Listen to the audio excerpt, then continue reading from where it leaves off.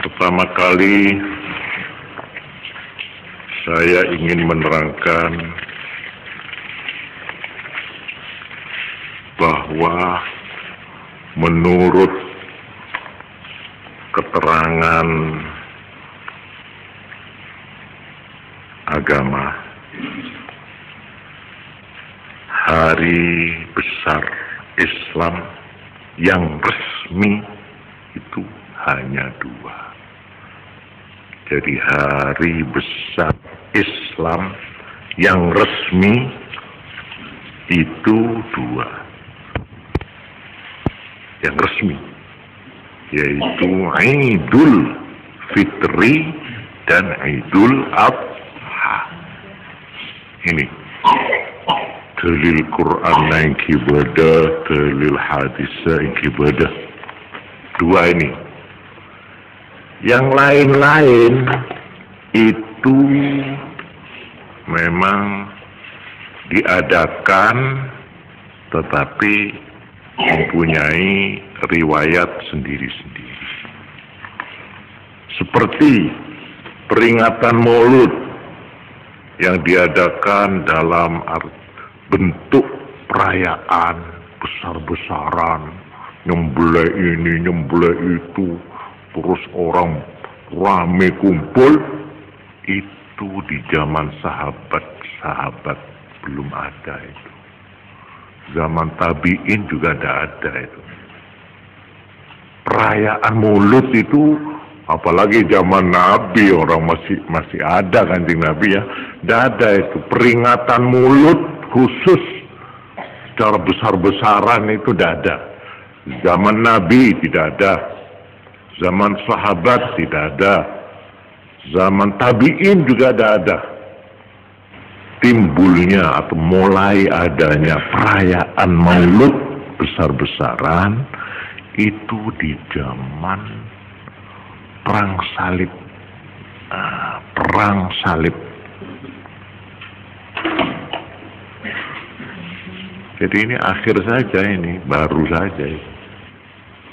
Yaitu kalau tidak salah dimulai oleh salah satu raja, apa namanya, siapa? Muzaffar, iya, Muzaffaruddin kalau saya tidak salah, Muzaffar, raja satu negeri kecil yang namanya Kerajaan Irbil.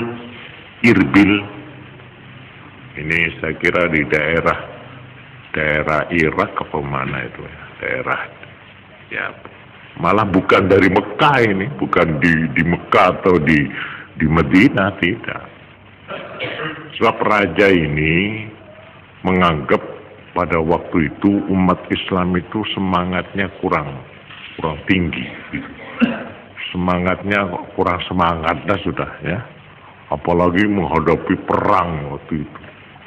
Nah, lalu si Raja Irbil ini lalu mengadakan musyawarah bagaimana caranya supaya umat Islam ini gegek gitulah, supaya semangatnya itu berkobar-kobar gitulah menghadapi serangan-serangan musuh ini. Waktu itu ada perang salib. Peperangan salib itu berlangsung selama 200 tahun. 200 tahun. Ganti, tidak pernah putus. Itu ceritanya itu tidak saya ceritakan di sini. Nah ini si raja ini terus sekarundingan mufakat begini aja, supaya umat Islam ini semangat. Mari kita mengadakan peringatan Maulud secara besar-besaran. Ini tak ada nampak tak korsokor nih. Bodoh betul-betul besar-besaran. Entah berapa ratus ekor yang disembelih waktu itu. Pokoknya belum pernah seperti itu. Orang bawa lampu ini macam-macam kumpul di situ. Nah di situ lalu ada yang membaca riwayatnya Kanjeng Nabi, tapi yang dipilih waktu itu bukan riwayatnya Kanjeng Nabi semelas mulai kana yatim piatu pas bukan kita coba ngelak perang itu. Jadi bagaimana Nabi perang itu, begini perang ini pokoknya mengenai perang melulu nah ini riwayat lagi. Dinding si rakyat sing ngidingake kene tegak pun betina da ira nakbir ya. Sahabat-sahabat. Itu asalnya perayaan. Tapi yang berdasar perayaan dari Quran atau hadis itu memang tidak ada. Malah di zaman Nabi tidak ada ini perayaan Maulud itu tidak ada. Mau perayaan telasan beda. Mulai cuman Kanjeng Nabi itu Idul Adha, Idul Fitri itu memang resmi itu. Ada Qur'annya, ada hadisnya itu. Dan dilaksanakan sendiri oleh Kanjeng Nabi. Beramai-ramai semuanya itu. Ini kasih resmi. Lain-lain ini cuma usaha kita umat Islam karena ada sebab-sebab. Namanya Isra Mi'raj, diadakan perayaan, perlunya mempertebal iman, ya, supaya orang mengerti pentingnya sembahyang, sampai Kanjeng Nabi dipanggil untuk menerima perintah sembahyang waktu Isra Mi'raj dan macam-macam. Apalagi perayaan apa? Sebutan apa boleh? Apa boleh? Hari besar Islam itu apa lagi? Ya tidak tahu lah, pokoknya macam-macam lah ya. Pas ini kemakin si anyar makin nuzulul Quran, iya. Mereka bodoh perayaan. Itu sebenarnya nuzulul Quran buruan baik nikah. Tapi tak apa-apa saya. Nuzulul Quran, terus apalagi nampaknya Ramadan, mana ya, diskusak ban, apalagi sudahlah, sudah gitu, ya, itu boleh aja asal niatnya baik gitu. Nah, sekarang mengenai kelahiran Kanjeng Nabi Muhammad SAW, ini yang saya catat ini. Ini kan gula maki beda kitab I'anatul Talibin juz 2 Sahifah 270. Di situ diterangkan wa shaumul itsnaini afdalu min shaumil khamisi li khususiyat.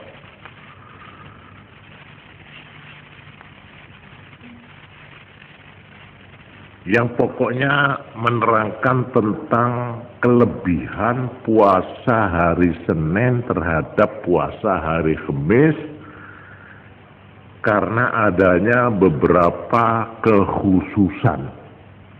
Nah ini kepahe terang lagi di dalam kitabnya I'anatul Talibin, tare pemunya bigu lagi karena harapan yang asli. Dia annahu sallallahu alaihi wasallam ولد يوم الاثنين وبعث فيه وتوفي فيه وكذا بقية أطواره صلى الله عليه وسلم. Apa sahabat poso Senin iku kok luwih apik tinimbang poso dina Kamis. Sebab ada beberapa keistimewaannya hari Senin. Antara lain, nah ini keterangannya, bahwa Kanjeng Nabi Muhammad SAW dilahirkan pada hari Senin. Nah, dan dijadikan utusan, dijadikan Nabi, dijadikan Rasulullah, itu juga hari Senin. Dan meninggalnya juga hari Senin. Wa kadza baqiyatu atwarihi, dan begitu juga peranan-peranan beliau yang lain terjadi pada hari Senin itu juga. Ketika karena hari Senin itu lahirnya Nabi, wafatnya Nabi, Nabi diangkat jadi Rasul ya hari Senin. Dan ada lagi yang lain-lain. Nah, ini saya catat ini yang lain-lain ini. Ini saya lihat dari riwayat sejarah Nabi. Ya. Wa rafa al-hajar al-aswada yawm al-itsnain ila makanihi min al-Ka'bah hina 'adat Quraisyun bina'aha. Pada hari Senin itu, jadi pada waktu Nabi berumur 25 tahun, kita tetinap ini, pemuda kanjeng Nabi, itu ada kejadian berbenjir. Ka'bah itu kuning benjir, itu rosak. Rosak, itu nih orang Quraisy. Belum pada Islam nih kajian. Waktu itu, botol Hajar Aswad itu pasang, sahabat. Rebuan. Sebab ini soal kehormatan. Yang sini saya sewa tua Anda. Saya yang paling berhak ini. Pokok rebuan. Sampai dari karena rebuan para kita, para acarok kan ini. Si rebuan teroma beli Hajar Aswad. Nah, di situ terus ada orang yang punya pendapat baik. Sudah begini aja, mari lotre way sekarang. Ya. Tapi benar lotre lutu benar. Lotrenya begini. Sekarang mari kita besok pagi. Apa katanya besok pagi? Bagaimana? Nanti kalau ada itu masjid di Ka'bah itu, siapa yang ada datang lebih dulu, yaitu saya yang angkat. Mari sudah jungkulaguan masuk ke masjid gitu, ya. Udah semua lalu siap. Ini teluk Nabi saya. Rebuan ini, sebab ini soal kehormatan. Siapa yang menaruh Hajar Aswad itu mendapat kemuliaan yang paling tinggi. Ya, pokok mencari pangkat ini, pangkat paling raja ini kak. Bintang si paling raja ini kak. Itu rebuan orang. Bareng kulaku orang ini kok pun kita sebuah salah ngorno bor. Siap sudah masuk ke masjid. Bareng masuk cone kapi. Di situ sudah ada kanjeng Nabi Muhammad sallallahu alaihi wasallam. Ketika kanjeng Nabi, tapi belum Nabi waktu itu, ki pemuda nih, ki umur segemi kira-kira. Ini pun tunjuk di dalam sedikit kanjeng Nabi. Wah, keracereng kapi. Wah, ya sudah kebetulan kan. Lah, engkau nerima kapi masih waktu waria kalah tak tiap korea si nyabak. Nah, nikah mulai berdebut sebut Muhammad Al-Amin. Nikah. Mulai gini. Ini Muhammad Radina. Kami merasa senang dia saja yang menaruhnya. Menaruh nikah Hajar Aswad. Sebab dia terkenal sebagai pemuda Al-Amin. Yang paling dapat dipercaya akhlaknya, dipercaya omongannya, dipercaya segala-galanya. Pacet memang terpuji. Tidak ada orang di Mekah yang tidak senang kepada Nabi waktu itu. Termasuk Abu Jahal. Sebab kanjeng Nabi ini kak, kapi semekah ini kak lebur. Kapi jaring orangnya ganteng. Akhlaknya baik sampai sebut Al-Amin. Timbulnya musuh-musuh itu setelah kanjeng Nabi yang kak jadi Nabi. Buru pada musuh Abu Jahal, Abu Lahab. Napa boleh guys? Nih kesemarin kanjeng Nabi ya terus jadi Rasul. Mohon sebelumnya jadi Nabi, semua jadi temannya kanjeng Nabi. Semua senang. Sopo musuh kanjeng Nabi. Musuh pribadi tidak ada. Yang ada musuh agama. Musuh karena polana kanjeng Nabi ngeba agama. Saya tak lebur ke patung-patung, ke arca-arca kayak sendalnya keburu bodoh. Musuh. Nikah hari Senin menaruhnya itu kebetulan hari Senin nih. Terus ada lagi di dalam riwayat diterangkan. pada waktu Kanjeng Nabi Muhammad sallallahu alaihi wasallam hijrah dari Mekah ke Madinah. Lah, hijrah ini juga kebetulan keluarnya Kanjeng Nabi dari Mekah, dari kota Mekah waktu hijrah tepat hari Senin. Jadi tepat hijrah itu keluar dari kota hari Senin. Keluar dari kota Mekah hari Senin waktu hijrah itu, masuk ke kota Madinah juga hari Senin. Nikah riwayatnya itu. Nikah antara lain. Jadi mon epopolong ya, hari Senin itu katanya kitab Fathul Mu'in ya, Anatul Talibin Maulana orang apa sehari Senin arwah lebih saya tenempeng apa sehari Kamis. Kimun bisa apa sah dua, tapi mau sampean tak bisa salah setong, pilih hari Senin untuk puasa. Sebab hari Senin itu puasanya lebih baik daripada puasa hari Kamis. Malaikat tu dalam kitab I'anatul Talibin kala terangaki. Rawat Suhaili anna Nabi sallallahu alaihi wasallam qala li Bilal. Diriwayatkan oleh Imam Suhaili bahwa Kanjeng Nabi Muhammad sallallahu alaihi wasallam berpesan kepada sahabat Bilal. Hei Bilal, la yafutka Siyamul Isnain. Jangan sampai kamu ketinggalan untuk puasa hari Senin. Nah, ini pesan ke sahabat Bilal. Saya nggak bancak sampai ketinggalan apa Senin. Fa inni wulidtu fihi wa bu'ithtu fihi wa amutu fihi. Itu benar Nabi ini. Karena aku dilahirkan pada hari itu. Aku diangkat sebagai Rasul pada hari yang sama. Dan aku akan mati pada hari itu juga. Oleh pagi, saya hari Senin.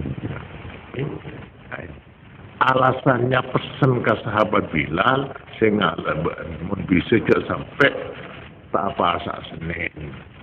Sebab pada hari Senin itu engkau lahir, ya, saya lahir hari Senin. Yang kak ketinapi engkau ya hari Senin. Berengkau baki mati ya mati hari Senin. Polone, nikah. Tambah boleh dalam catatan kitab nikah, kitab namanya mana sila? I'anatul Talibin, syarahnya kitab Fathul Mu'in. Warawat Tabari anna Rasulullah sallallahu alaihi wasallam su'ila an sawmil itsnain. Imam Tabari meriwayatkan bahwa Rasulullah sallallahu alaihi wasallam ditanya tentang puasa hari Senin. Beliau katanya,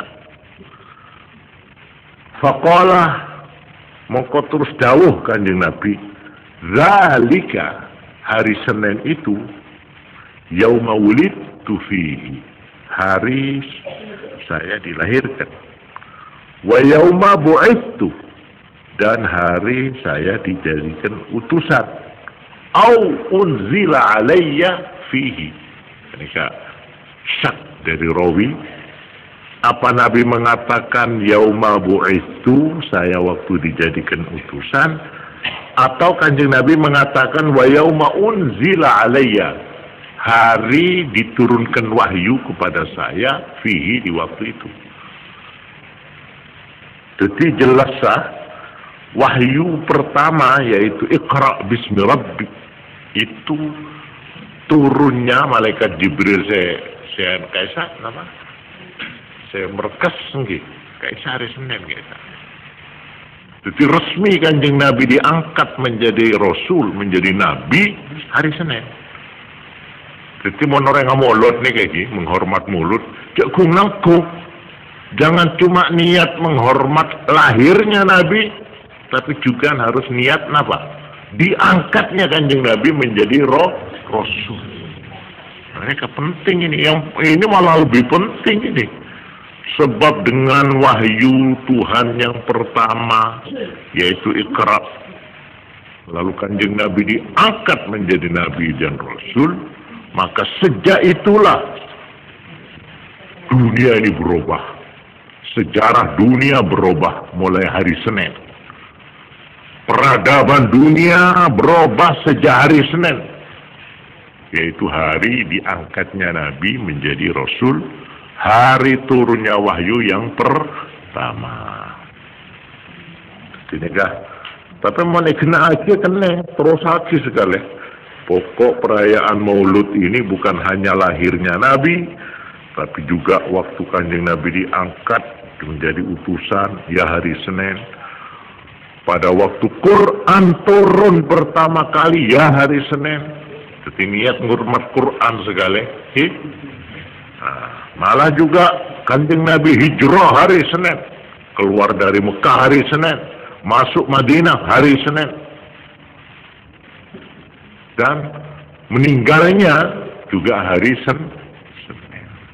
Nah, Mela naik kantor pesen supaya sahabat Bilal sampai meninggalkan puasa hari Senin.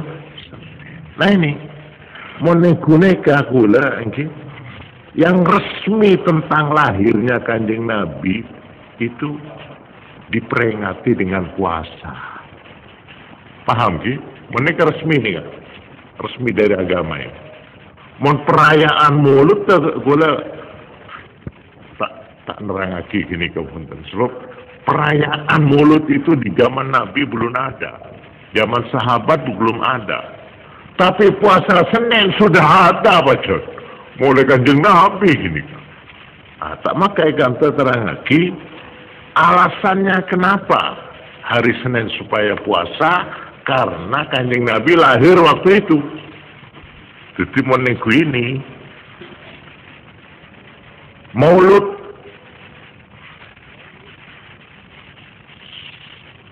atau dengan melakukan puasa pada tiap-tiap hari Senin itu termasuk memperingati Maulud kelahiran Kanjeng Nabi. Ini secara resmi agama nih kan. Jadi upamanya bodoh orang apa sah hari Senin kita oning sekalian, tak oning tiap-tiap hari Senin. Ini mana memperingati Maulud gini kan. Cocok bidaunya Kanjeng Nabi. Paham apa nih? Oh, saya tentang. Lalu mau secara tepaan, nih kata gini kak untuk catatan nih kak. Ini siswa-siswa juga saya minta supaya mencatat ini ya. Lahirnya Kanjeng Nabi Muhammad Sallallahu Alaihi Wasallam, yaitu secara persis tepatnya hari Senin sebelum Fajr. Jadi gulab kaisa sebelum subuh. Maulana terangake etap-etap doa yang paling mantap, yaitu mon orang doa sebelum Fajr. Mon sampean andi hajat na apa-apa iki, si penting si gawat. Sampean sembahyang sholat hajat terus nyuwun teng pangeran itu beberapa menit sebelum fajar, sebelum subuh. Kuning paling mati, makom mustajab ini. Kenapa? Demi karena Allah menghormat lahirnya Kanjeng Nabi. Karena pada waktu, pada detik-detik itu lahirnya Kanjeng Nabi, maka Allah menjadikan waktu itu waktu yang paling mustajab. Kalau mau doa, dimulai ketutangnya gini kak. Mau orang yang dihajat aku, bukan pada waktu tengah malam, bukan. Ini kan para hajar. Malahan juga lah ini, termasuk sahur. Orang apa sah? Oke. Orang asahor nih si sunat si saya bila. Napa tengah malam, napa para subuh. Para subuh. makin akhir makin bagus sahur itu. Nah, ini caranya Kanjeng Nabi menghormat waktu lahirnya Kanjeng Nabi, dihormat dengan dua. Satu, sahur poso iku sunat dilakukan pada waktu tepat saat lahirnya Kanjeng Nabi. Ini satu. Nomor dua, Tuhan menjadikan saat lahirnya Kanjeng Nabi itu makom mustajab. Paham ya? Oh, ini caranya menghormat itu. Jadi telok makin bon. Menurut agama tentang kelahiran Nabi itu ada 3. Satu, Kanjeng Nabi sendiri bersabda, pesan sama sahabat Bilal, surah pas hari Senin, karena hari itu adalah hari lahirnya Kanjeng Nabi. Nah, ini satu. Cara menghormat, cara memperingati Maulud, yang berasal dari agama nih, mulai zaman Nabi itu nomor 1 puasa Senin. Nomor 2, saat lahirnya qoblal fajar, sebelum dapat fajar, supaya sahur, artinya sahur apa wajib atau apa sunat, sahurnya itu baik pada waktu saat lahirnya Nabi. Nomor 3, makom mustajab. Kalau nyon doa apa-apa sampean itu, pokok mon orang terus apa supaya berusaha melek wengi sampai arep nyandak subuh. Nek wis arep nyandak subuh, nah itu klimaksnya, itu puncaknya, itu saat yang paling penting, yaitu saat lahirnya Kanjeng Nabi. Tanggalnya persisnya adalah tanggal 12, bulannya bulan Rabiul Awal, tahunnya disebut tahun Gajah, sebab tahun Hijrah belum ada waktu itu. Tahun Hijrah itu baru ditetapkan sebagai tahun Hijrah di zamannya Sayyidina Umar ibnul Khattab menjadi Amirul Mukminin. Jadi zaman Kanjeng Nabi belum ada tahun Hijrah, itu belum ada. Zamannya sahabat Abu Bakar As-Siddiq menjadi khalifah, menjadi Amirul Mukminin, belum ada tahun Hijrah. Setelah sahabat Abu Bakar meninggal, Kanjeng Nabi meninggal, sahabat Abu Bakar meninggal, terus zamannya Sayyidina Umar menjadi raja, menjadi Amirul Mukminin. Nah, waktu itu ditetapkan tahun Hijrah. Karena itu disebut tahun gajah, yaitu tahun di mana pasukan Abroha, penguasa Romawi yang ada di Yaman, namanya Abroha, menyerang Mekah, menyerang Ka'bah dengan naik gajah. Jadi karena bodoh peristiwa serangan gajah ini komunitas Arab Saudi, itu Abroha di Yaman khusus minta kepada Raja Romawi Timur dikirim dari Habasyah, dari Abyssinia, kirim dari Afrika. Jadi itu kirim dari Afrika dikirim ke Yaman, terus oleh Abroha dipakai nyerang Mekah. Mana Mekah sebelum kerja, orang sana banyak orang Mekah makan, berkerja Mekah sobu, mon tabunya ngelarkan. Jadi gajah yang disebut di dalam surat Al-Fil itu adalah gajah dari Abyssinia, dari Afrika. Dikirim khusus untuk menyerang Mekah. Ini tidak saya terangkan kenapa menyerang Mekah.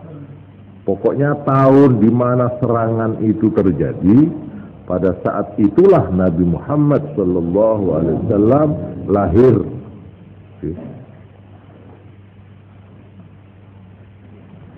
Nah, sekarang yang penting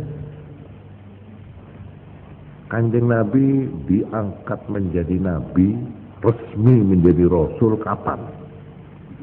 Tadi diterangkan hari Senin, tanggalnya tanggal 17 Ramadan. Tahunnya dihitung tahun yang ke-41 dari kelahiran Nabi. Jadi ibitong tahunnya yang ke-41 dari kelahiran Nabi. Pada waktu Kanjeng Nabi yang Kak Cuci, persisnya waktu Kanjeng Nabi diangkat menjadi Rasul, umurnya berapa? Nah, ini sudah dihitung teliti tahun, bulan, hari. Yaitu beda dua kata. Menurut hitungan tahun Komariah, tahun Hijrah, artinya tahun yang berdasar bulan, umurnya Kanjeng Nabi waktu diangkat menjadi Rasul persisnya, saya tulis ini yang mau mencatat itu, 40 tahun 6 bulan 8 hari. Bitong itu nalika yang Kak Cuci Nabi neka umur Kanjeng Nabi 40 tahun lebih 6 bulan lebih belingare. Neka menurut hitungan Komariah, menurut hitungan Syamsiyah, tahun berdasar matahari, tahun makin Komariah neka tahun Hijrah, neka tahun ngangku Komariah. Mon tahun neka miladi tahun 1970 itu make Syamsiyah. Menurut hitungan tahun senikah umurnya Kanjeng Nabi malah kita 40. Ini persisnya ini saya sebut 39 tahun 3 bulan 8 hari. Maka umur Kanjeng Nabi menurut hitungan tahun umum maka 39 tahun lebih 3 bulan lebih belingare. Coba hitungnya berapa itu, coba lihat itu. Hah? Kalau tahun Komariah umur 40 tahun lebih 6 bulan lebih 8 hari. Kalau tahun umum 39 tahun 3 bulan 8 hari. Berapa bedanya? Itu 1 tahun 3 bulan perbedaan. Mulanya gila seneke, umur beda orang tanya umur sampai berapa? 20. Itu harus ditanya. 20 itu tahun apa itu? Gitu. Coba ada beda itu. Nanti kalau sudah Pak Bolo itu setahun, 30 ke atas itu bedanya 1 tahun. Itu sampean tanya berapa umur sampean? Tahun apa itu? Saudara Bolo saya ikut di bawah. Jangan aslinya kesampian mereka. Itu jelas. Tahun apa itu saya? Sebab tahun Hijrah. Nah kepikirannya punya gini. Bisa 1, bisa sampai 2 tahun. Oke. Itu aku gini Pak. Itu mana 50 ya. Insya Allah kalau tidak salah. 2 tahun gitu. Bisa. Sampai 2 tahun. Jadi mana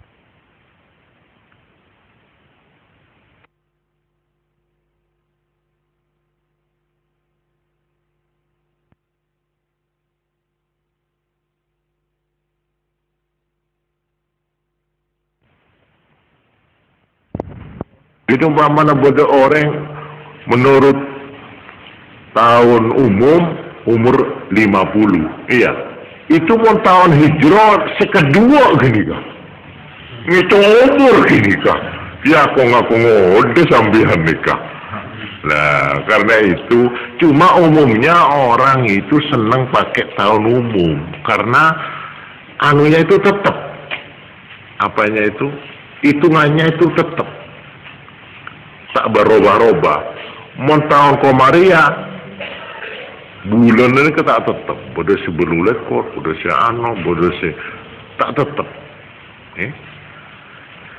Nah, untuk ini maka perlu saya tambahkan, bagi orang Islam yang punya anak lahir, jangan lupa menulis tahun itu dengan tahun Hijrah. Kenapa? Sebab menurut agama, ukuran umur waktu dan sebagainya yang di dalam hukum agama itu ditentukan oleh ini, peredaran bulan, bukan oleh peredaran matahari. Umpamanya, anak balik itu umur 15 tahun, itu 15 tahun, tahun apa? Tahun Hijriyah, Komariah itu yang dipakai. Bukan tahun umum, bukan. Jadi kalau sampean ingin tahu anak sampean ini sudah balik apa belum? Nah, kalau anak perempuan, kalau sudah head, datang bulan ya, tapi paling sedikit umurnya berapa? 9. Anak perempuan kalau umur 9 tahun terus sudah mengeluarkan head, air darah kotor, ya, itu namanya sudah balik. Nah, sampean kudu ngerti sebagai orang tua, umur 9 tahun ini tahun apa? Ayo. Kalau sampean pakai tahun umum, tidak sah. Tidak sah. Harus pakai umur tahun bulan. Paham ya? Mulai nek lahir saat ini anak sampean itu nek lahir hari Senin jam semene tanggal Jawa nih gampangane ya. Tanggal Jawa senengnya gampang ae. Tanggal semene Sapar mamane tahun semene jam semene itu penting. Pentingnya untuk menandai baliknya nanti. Paham? Sebab kalau sudah balik itu mulai wajib agama itu mulai itu hukum itu. Nah ini sekedar tambahan. Sudah, mari saya teruskan sekarang catatan-catatan saja. Sejak Nabi Muhammad SAW diangkat sebagai Rasul, itu lamanya beliau di Mekah. Tapi ini begini, Kanjeng Nabi itu ya setelah jadi Nabi, riwayatnya yang penting itu dibagi dua, satu di Mekah, satu di Madinah. Itu berapa tahun di Mekah, berapa tahun di Madinah. Ini catatan saja ini, kamu yang mempunyai kepentingan saya minta mencatat ini, ya, terutama siswa-siswa ya. Lamanya Kanjeng Nabi berdiam di Mekah, di kota Mekah setelah diangkat jadi Rasul ini. Coba catat ya. 12 tahun 5 bulan 13 hari. 12 tahun 5 bulan 13 hari. Abid Kanjeng Nabi badai Mekah. Semarena ya kak jadi Nabi. Jadi tugas atau perjuangan Nabi, dakwah Nabi itu dilakukan di Mekah persisnya selama 12 tahun 5 bulan 13 hari. Terus Kanjeng Nabi pindah hijrah ke Madinah. Di Madinah berapa lamanya? Nih, coba ini lucu ini. Angka 9. 9 tahun, 9 bulan, 9 hari. Gampang hafalan nikah. Coba makin jumlah itu. Yang punya catatan, coba jumlah. Di Mekah 12 tahun, 5 bulan, 13 hari. Di Madinah 9 tahun, 9 bulan, 9 hari. Berapa?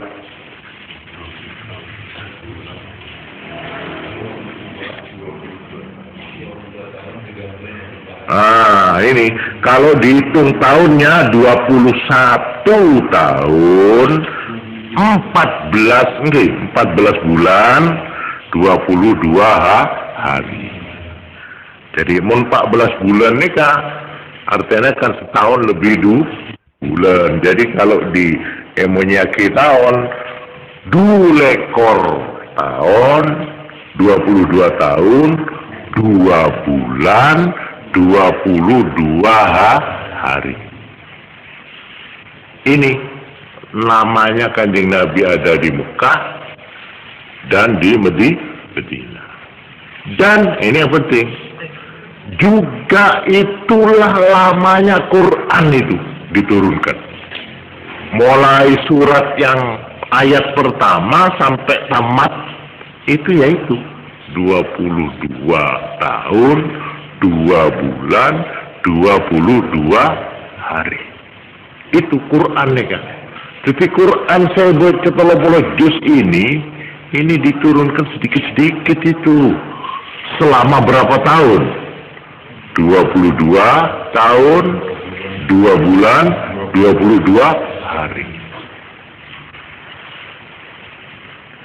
Itu dihitung sampai tanggal 9 Dzulhijjah tahun 63 dari kelahiran Nabi. Jadi berarti Kanjeng Nabi itu diangkat menjadi Rasul. Tadi itu umurnya 40 mencara hitungan hijrah, atau kalau cara hitungan tahun umum 39 tahun. Meninggalnya itu umur 63 tahun. Itu. Jadi kalau dihitung perjuangan Nabi yang sungguh-sungguh itu sebagai Nabi, ya ini 22 tahun, 2 bulan, 22 hari. Sudah, ini catatan mengenai mulut, ya. Nah, saya tidak akan menambah lagi ini, insya Allah mudah-mudahan ada faedahnya ini, ya. Nah, sekarang saya tambah keterangan, coba ditulis ini. Dasar atau dalil di dalam agama tentang peringatan Maulud. Nah, tentang peringatan Maulud.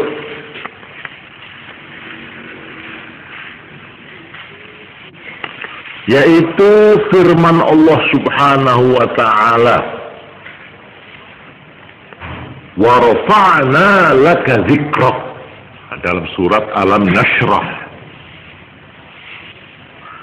yang maknanya kami menjunjung tinggi menyebut namamu. Tuhan Allah menjunjung tinggi namamu, penyebutan namamu, atau dzikrak, memperingatimu. Jadi menjunjung tinggi memperingatimu. Memang Tuhan itu menjunjung tinggi nama Nabi. Sampai, coba, caranya Tuhan memperingati Nabi. Ini coba ini.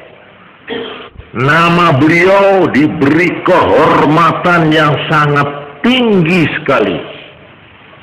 Nama Nabi yaitu disejajarkan dengan nama Tuhan. Ganteng bi asmana Allah, yaitu satu dalam syahadat asyhadu an la ilaha illallah, terus wa asyhadu anna Muhammadar Rasulullah. Dan ini harus diucapkan oleh tiap-tiap orang Islam. Jadi untuk sahnya iman tidak boleh, tidak harus menyebut dua nama, nama Allah dan nama Muhammad. Nah ini begitu tinggi penghargaan Tuhan kepada Nabi.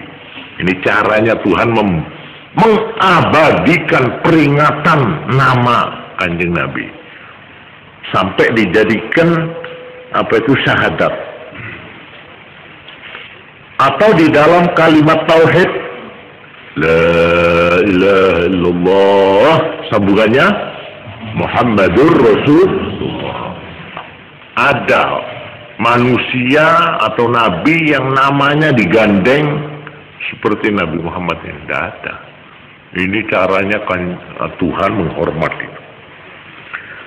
Juga tiap-tiap sholat 5 waktu nama beliau disebut, disejajarkan dengan nama Tuhan dalam kalimat-kalimat azan dan qomat.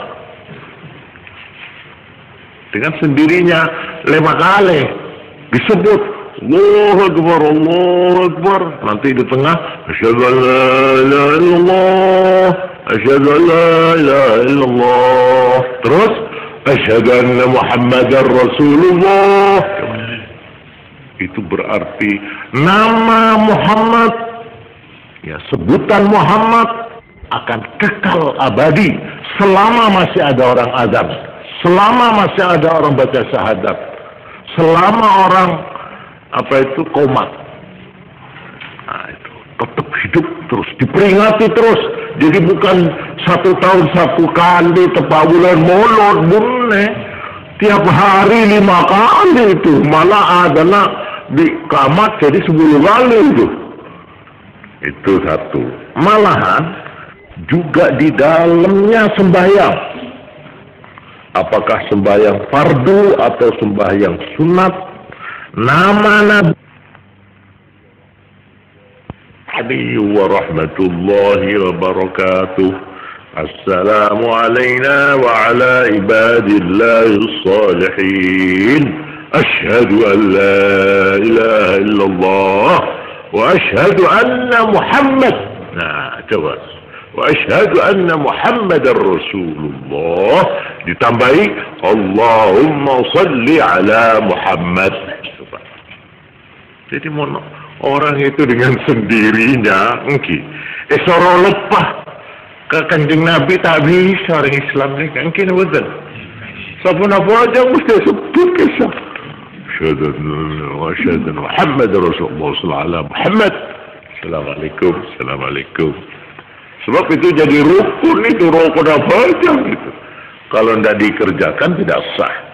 Inilah penghormatan Tuhan yang tinggi sekali kepada Nabi Muhammad sallallahu alaihi wasallam. Pon ini catatan saja ini. Sekarang yang terakhir ini sekarang. Tore pesabar sekolah ini kan memperingati ini kita ini. Nah, ini kan cuma merupakan catatan saja. Coba nama beliau diabadikan di dalam Al-Quran dengan nama 2. 1 Muhammad dan 2 Ahmad. Yaitu di dalam surat Ali Imran ayat 144. Kata dulu itu nyampe sore itu. Jadi sampai menerangake pidato kayak sama nyaman mereka. Gue tak pidato dan cuma catatan tok nih kan. Nama Muhammad dan nama Ahmad dicantumkan di dalam Quran secara abadi selama masih ada orang membaca Quran atau selama masih ada Quran, nama Nabi tetap disebut dan diperingati. Yaitu 1 dalam surat Ali Imran ayat 144. 1. Nomor 2 surat Al-Ahzab ayat 40. Sudah? Nomor 3 surat Al-Fatah ayat 29.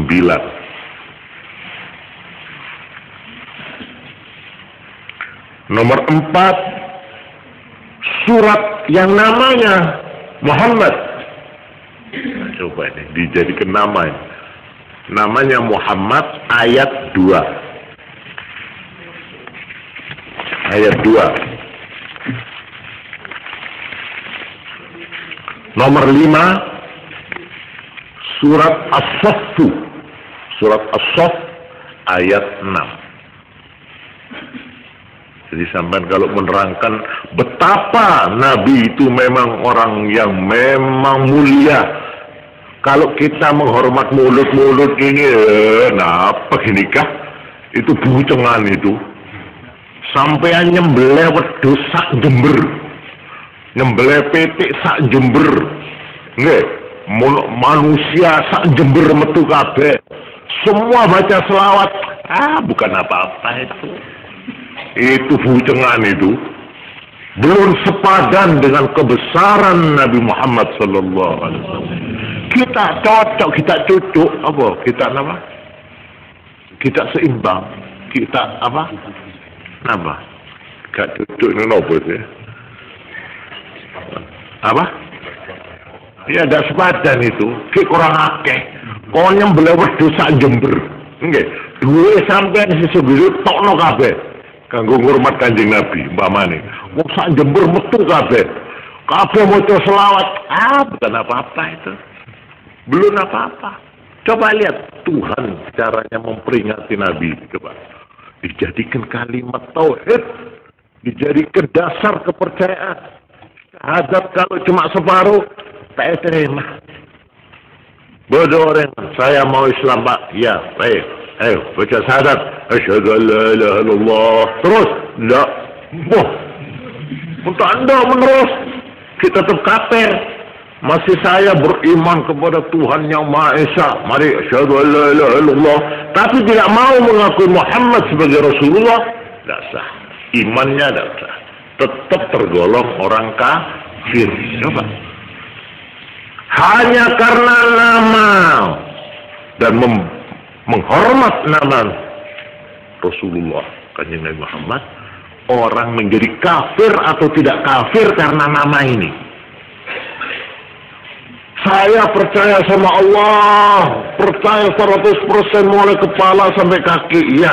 Tapi pada Muhammad tidak, saya terima. Coba. Bener diterima, wis nang pangeran, wis kok arep apa maneh. Perkara Muhammad gampang lah, wis buri-buri ae kok, mamane yo. Sing penting saiki Allah tok. Nggak bisa, nggak bisa. Kamu tetap kafir. Nek mati tidak oleh kumpul ke orang Islam, tidak oleh disembayangi. Kenapa? Karena kamu tidak mau menyebut Muhammad. Coba. Ada penghormatan seperti ini. Tidak ada. Nah, coba saya baca ya ayatnya itu. Ayat di mana nama beliau dicantumkan secara abadi, diabadikan di dalam Quran, surat Ali Imran ayat 144 tadi sudah dibaca tadi oleh Ustaz Husnu, maaf. Wa ma Muhammadun إلا رسول قد خلت من قبله الرسل أفإن مات أو قتل انقلبتم على أعقابكم ومن ينقلب على عقبيه فلن يضر الله شيئا وسيجزي الله الشاكرين. Muhammad bukan apa-apa, hanyalah dia seorang Rasul. Telah banyak Rasul-Rasul yang sebelumnya meninggal. Apakah sekarang kalau Muhammad meninggal atau terbunuh, engkau orang Islam akan berbalik mantap, akan ingkar kepada Muhammad karena dia sudah tidak ada? Siapa yang membalik murtad, tidak mau mengakui, tidak mau mengikuti ajaran Muhammad, maka tidak merugikan Allah sedikit pun. Tidak kendor. Tapi Allah akan membalas orang yang pandai berterima kasih. Ini artinya ayat itu. Ayat yang kedua, Al-Ahzab. Maka Muhammadun aba ahadin min rijalikum walakin Rasulullah wa khataman nabiyyin. Wa kana Allah bikulli syai'in alima. Muhammad bukan bapak siapapun. Dia bukan sekedar bapak pemimpin, tak oleh. Bukan bapak Arab, bukan bapaknya si Zaid bin Harithah, bukan. Bukan bapaknya bangsa Arab, pahlawannya bangsa Arab, pemimpin bangsa Arab, bukan. Bukan bapak siapapun, tapi walakin Rasulullah. Dia adalah Rasul Allah. wa khataman nabiyyin, dan penutup dari segala nabi. Itulah Muhammad. Yang ketiga, surat Al-Fatah ayat 29. Muhammadur Rasulullah walladzina ma'ahu asyidda'u 'alal kuffari ruhama'u bainahum. Muhammad adalah Rasul Allah, dan orang-orang yang bersama dia adalah orang yang gagah-gagah, orang yang gagah dan gigih menghadapi musuh-musuh, tetapi mereka adalah lemah lembut terhadap kawan-kawannya. Itu pengikut Muhammad yang sejati. Gagah menghadapi lawan, lemah lembut menghadapi kawan. Ini surat Al-Fatah ayat 29. Yang keempat, surat Muhammad ayat 2. Nama beliau disebut. وَالَّذِينَ آمَنُوا وَعَمِلُوا الصَّالِحَاتِ وَآمَنُوا بِمَا نُزِّلَ عَلَى مُحَمَّدٍ وَهُوَ الْحَقُّ مِنْ رَبِّهِمْ كَفَّرَ عَنْهُمْ سَيِّئَاتِهِمْ وَأَصْلَحَ بَالَهُمْ. Orang yang beriman dan mau beramal, serta mau beriman dengan apa yang diturunkan kepada Muhammad, dan itu adalah merupakan kebenaran dari Tuhannya, yaitu Quran, wahyu, maka orang-orang yang demikian kaffara anhum sayyi'atihim, akan diampuni dosanya, kejelekannya akan dihilangkan oleh Allah, wa aslah balahum, dan hatinya akan diperbaiki, dibikin tentrem hati, tenang. Korongguan oleh percaya dan beramal serta percaya kepada yang diturunkan kepada Muhammad. Ini yang terakhir, nomor 5. Nomor 5, ini kalau nyoong ki, pokoknya dengan niat amolotan ki. Jadi ini kalau nyoong bektoh ngemis kesambian, tambahan waktu, pikir bek malam sekolah ki. Ini kan membeda setanda, tidak tak nokuna, gula tak apa ni, nyorot lawan, tak apa. Kerja zakasa baik. Nomor 5 di dalam surat As-Saff ayat 6. Wa idh qala Isa ibn Maryam ya bani Israil inni rasulullah ilaikum musaddiqan lima bayna yadayya min at-taurati wa ومبشرا برسول يأتي من بعد اسمه أحمد.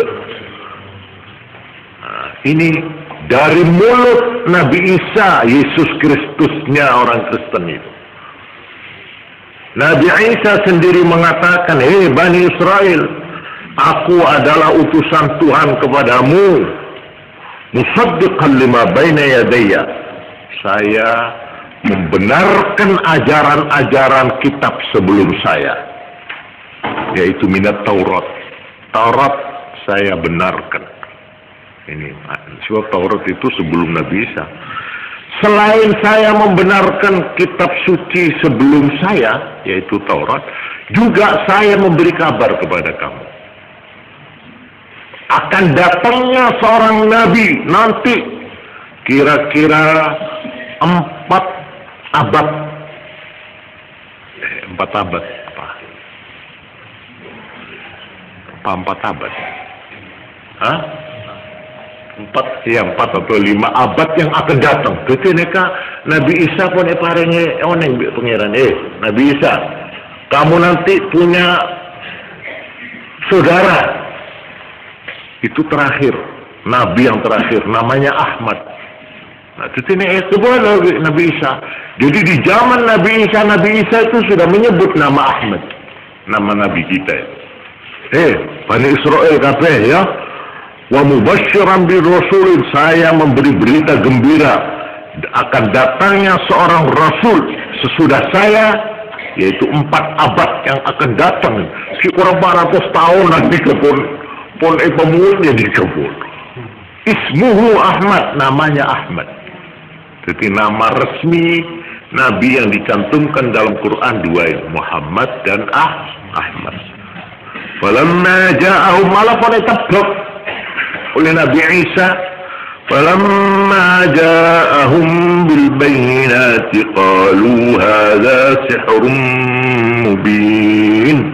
Kamu tahu, katanya Nabi Isa, kaum mereka Bani Israel, itu Nabi yang namanya Ahmad, kalau sudah datang membawa keterangan yang jelas gamblang kepada kaumnya. Tapi apa kata kaumnya? Ada sihrun mubin, sihir ini. Jadi keterangan kanjeng Nabi Muhammad tak terima, dianggap itu sulapan. Ini sihir, ini apa ini gitu. Ini kepon itu 4 abad sebelum kelahiran Nabi. Nah, ini peringatan Tuhan, peringatan Quran terhadap Nabi Muhammad sallallahu alaihi wasallam dengan mengabadikan nama beliau. Sekarang selain itu, pada catat nikah sebagai catatan, okay? Bahwa kanjeng Nabi itu memang pantas dihormat, pantas dimuliakan, diperingati, karena Tuhan sendiri memberikan pujian kepada Nabi begitu tinggi di dalam Quran, tersebut di dalam 2 surat yang saya catat di sini. Nomor 1 surat Al-Qalam ayat 4. Nomor 2 dalam surat At-Taubah ayat 128. Tulis surat ayat gitu saja. Nah, ini nanti sampean komentari sendiri, saya tidak akan mengomentari. Surat Al-Qalam ayat 4 bunyinya, wa innaka la'ala khuluqin azim. Katanya Tuhan, Muhammad, engkau adalah orang yang paling berbudi luhur kamu. Coba, ya lebih pangeran nih kan. Ya disaksikan bahwa beliau adalah seorang yang berbudi luhur. Ini 1. Nomor 2 dalam surat Taubah ayat 128. Laqad ja'akum rasulun min anfusikum azizun 'alaihi ma 'anittum harisun 'alaikum bil mu'minina raufur rahim. Pujian dari Allah langsung kepada beliau. Hei orang Islam, telah datang kepadamu seorang Rasul yang berasal dari kamu sendiri. Azizun alaihi ma'anitum. Dia merasa sedih kalau kamu mendapat kesulitan apa-apa. Dari senangnya kepada rakyat, kepada umatnya, sampai apa-apa yang menimpa umatnya, kanjeng Nabi ikut susah. Harisun alaikum, sangat ingin kepada kamu untuk mendapat petunjuk. Ingin kamu ini selamat semuanya, masuk surga semuanya. Itu sifatnya Nabi, terlalu cinta kepada umatnya, terlalu cinta kepada rakyatnya. Bil mu'minina raufur rahim, terhadap orang yang beriman, raufur rahim, sangat penyantun dan penyayang. Nikah. Gongnya sekarang saya tutup keterangan saya. Betapa Tuhan tidak akan menghormat Nabi sampai dijadikan totoan. Siapa yang taat kepada Muhammad Rasulullah berarti taat kepada saya Allah. Siapa si norok Muhammad, norok kok. Siapa si cengkal ke Muhammad berarti cengkal ke kok. Coba dijadikan barometer, dijadikan ukuran ini. Siapa yang setia kepada Muhammad berarti setia kepada Allah. Siapa yang duroko na Muhammad, duroko kepada Allah. Betul nih kapangkan nggak bisa terus. Pada sampean saya nggak dia tang soro ya, tang pesuruh dari utusan saya. Siapa yang menghina utusan saya ini berarti menghina saya. Siapa yang ngotem itu berarti ngotem muka saya. Nah, Ika kakek tengkini pa kata utusan. Masih hehehe orang kesini kaya. Baman lagi, baman nika. Orang yang kurus, rawe-rawe. Tapi ini utusan Presiden Soeharto. Menghina ini berarti menghina presiden. Menghina presiden berarti menghina negara. Padahal otos nasi datang ni kau orang juga koros ke kelampin tarong karan cerna enggak sakit mengisah nikah. Nikah. Tapi ini resmi utusan dari presiden. Nah, ini menjadi taruhan. Sopo sing menghormati tuti bupati semua kodim bodoh tu. Padahal orang ini kau bersih kan ni. Tapi secara sekolah itu seorang sini kan. Surat resmi dari presiden itu. Nah ini samanya nih. Itu tidak akan diberi kepercayaan oleh presiden kalau presiden tidak menaruh hormat kepada orang itu. Juga Allah Ta'ala kepada Kanjeng Nabi. Kemudian di dalam surat An-Nisa tulis. An-Nisa ayat 80. Mayyuti'ir rasulah faqad ata Allah. Siapa yang taat kepada Rasul, kepada Muhammad, faqad ata Allah, maka dia telah taat kepada Allah. Surat Ali Imran ayat 31. Nika bagian ustaz-ustaz, bagian mubalek, bagian kiai-kiai, nika catatan nika supaya tambah nambahin ilmu kesempurnaan kita untuk menghormat Nabi. Surat Ali Imran ayat 31 di sana dikatakan, mohon baca lebur ke Allah, kudu norok dek Kanjeng Nabi Muhammad. Jadi ukuran, mohon norok dek Kanjeng Nabi, bukan kelebur bi Allah. Yaitu firman, Qul in kuntum tuhibbunallaha fattabi'uni yuhibbukumullah. Dan yang terakhir yaitu surat Taubat ayat 34, di mana dipertaruhkan kalau kamu lebih cinta kepada ayahmu, kepada anakmu, kepada saudaramu, kepada istrimu, kepada keluargamu, kepada harta bendamu, kepada perdaganganmu, kepada rumahmu yang besar, yang bagus-bagus, lebih kamu cintai daripada cinta kepada Allah dan Rasulnya, dan berjuang di jalannya, fatarabbasu hatta ya'tallahu bi'amri, maka tunggulah Tuhan akan datang dengan membawa siksanya. Jadi pertaruhan, kalau kamu tidak cinta kepada Nabi dengan sungguh-sungguh, masih lebih cinta kepada yang lain, maka diancam oleh Allah, akan didatangkan siksa dari Allah. Koneka keterangkulah. Mudah-mudahan catatan-catatan ini akan lebih meyakinkan kepada kita bahwa Nabi Muhammad adalah Nabi yang terbesar, Nabi yang tercinta. Bukan saja tercinta dari makhluk, tapi tercinta dari Allah Subhanahu wa Ta'ala. Melanah para hadirin, mun beda orang muljaki ngurmat molotan, muljaki Kanjeng Nabi, itu sebenarnya pun kafirki. Korja sempur. Bengketnya cuma setong. Kanjeng Nabi boleh dihormat setinggi-tingginya asal sampeyan tetap mengatakan Muhammad abduhu wa rasuluh. Dia hamba Tuhan dan utusan Tuhan. Kafirki oleh hormat. Korja sampai dianggap Kanjeng Nabi itu separuh Tuhan, separuh manusia, tak boleh. Masih sampai dari lebur, saya lebur kepada Nabi Muhammad, cek lebur, ya. Pasan sampai dalam persembihan, sampai asujud ke Kanjeng Nabi Muhammad, tak boleh asujud. Paling mancung. Asraqal badru alaina, saya mancung. Tapi mau sampai asujud, asraqal badru, kamu asujud, tak boleh. Cinta bagaimanapun tidak boleh menyembah Muhammad. Tidak boleh. Hanya boleh menyembah kepada Allah. Apalagi menganggap Muhammad setengah Tuhan, setengah manusia, tak boleh. Lebih-lebih banyak kepenakan Tuhan.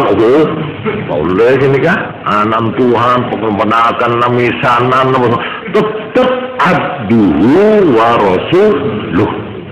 Maka nikah keterangan pula. Wallahu alam bisawab.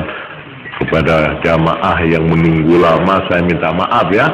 Ikhlaskan demi untuk menghormat Kanjeng Nabi Muhammad SAW. Alhamdulillah, sekian. Wassalamualaikum warahmatullahi wabarakatuh.